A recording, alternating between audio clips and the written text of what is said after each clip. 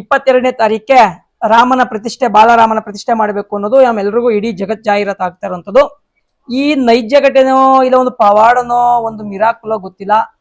ನಮ್ಮಲ್ಲಿ ಕೆಲವು 3-4 ತಿಂಗಳ, ಒಂದು 5-6 ತಿಂಗಳು ಅನ್ಕೋತೀನಿ, 3-4 ತಿಂಗಳು ಒಂದು 5-6 ತಿಂಗಳು ಇರಬೇಕು ಅಂತ ಅನ್ಕೋತೀನಿ. ನನ್ನ ಕನ್ಸಲ್ಲಿ ಒಂದು ಕೋತಿ ಕಾಣಿಸ್ತದೆ. ಮತ್ತೆ ಒಂದಿನ ಒಂದು ಕೋತಿ, ಅವತ್ತು ಸಾಯಂಕಾಲ ಒಂದು ಕೋತಿ ಒಡ್ಡಾಡ್ತಾ ಇರ್ತದೆ. ಅವತ್ತು ಸಾಯಂಕಾಲನೇ ಕೋತಿ ಬಂದು ಕಾಲು ಕೆರಿತಾ ಇರ್ತದೆ. ಕೆರಿತಾ ಇರ್ಬೇಕಾದ್ರೆ ಅದಕ್ಕಿಂತ ಮುಂಚಿತವಾಗಿ ನಮ್ಮಲ್ಲಿ ಏನೀಗ ಒಂದು ಆಂಜನೇಯಂದು ಒಂದು ಮೂರ್ತಿ ಇದೆ. ಅಲ್ಲಿ ಆಂಜನೇಯನ ಮೂರ್ತಿ ಇರ್ಬೇಕಾದ್ರೆ ಆಂಜನೇಯ ಮೂರ್ತಿ ಅದು ಕೆತ್ತಿರೋ ಮೂರ್ತಿಯೋ ಇಲ್ಲ ಉದ್ಭವ ಮೂರ್ತಿ ನಮ್ಗೆ ಗೊತ್ತಿಲ್ಲ, ಯಾರೋ ತಂದು ಹಾಕ್ಬಿಟ್ಟು ಇಲ್ಲಿ ಕೊಟ್ಬಿಟ್ಟು ಹೋಗಿರ್ತಾರೆ. ಆ ಮೂರ್ತಿ ನಾವು ಪ್ರತಿಷ್ಠೆ ಮಾಡಿರ್ತೀವಿ. ಮಾಡಿರ್ಬೇಕಾದ್ರೆ ಮಾರನೇ ದಿನಕ್ಕೆ ಒಂದು ಚಿಕ್ಕಮಂಗ್ಳೂರಿಂದ ಒಬ್ಬ ಹುಡುಗ ಬರ್ತಾನೆ. ಆ ಹುಡುಗ ಹೇಳ್ತಾನೆ ನನ್ನ ಜೊತೆಲಿ, ಅಣ್ಣ ನನ್ನ ಹತ್ರ ಒಂದು ಗುರುಗಳೇ, ನನ್ನ ಹತ್ರ ಒಂದು ರಾಮಸೇತುವೆ ಕಲ್ಲು ಐತಂದ್ರೆ ಕೊಡಪ್ಪ ಹಂಗಾರೆ ಅಂತೀನಿ. ನಡೀತಾರೆ ಅಂತ ಅವತ್ತೇ ಹೋಗ್ತೀವಿ, ತಗೊಬಂದು ಇಡ್ತೀವಿ. ಆ ತಂದಿನ ಒಂದು ನೋಡೋಣ ಅಂತ ಇಡ್ತೀವಿ ಅಷ್ಟೇ. ಭಕ್ತರುಗಳಿಗೆ ನೋಡಕ್ಕೆ ಇಟ್ರೆ ಅವ್ರೇನ್ ಮಾಡ್ತಾರೆ, ಭಕ್ತರುಗಳು ತಾವಾಗ ತಲೆ ಮೇಲೆ ಹೊತ್ಕೊಳ್ಳೋದು, ಆಶೀರ್ವಾದ ಸಿಕ್ತು ಅಂತ ಅನ್ಸ್ಕೊಳ್ಳೋದು ಮಾಡ್ತಾ ಇರ್ತಾರೆ.